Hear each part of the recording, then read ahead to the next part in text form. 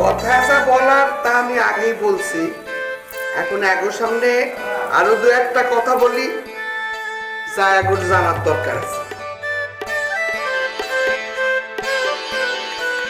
সংসারের চাবি আসলে বাঁধলাম বইলা তোমারে শুধু সংসারই করতে হইব সেটা কিন্তু না।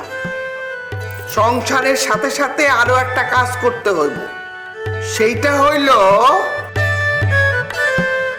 আমার অফিসের সব থেকে বড় চেয়ারটাই তোমারে বসতে হইবে।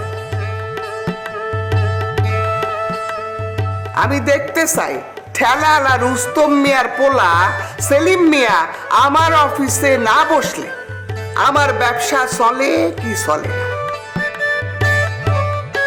শুনলা তো কথাটা? এখন যাও, যার যার স্বামীরে কথাটা জানাও।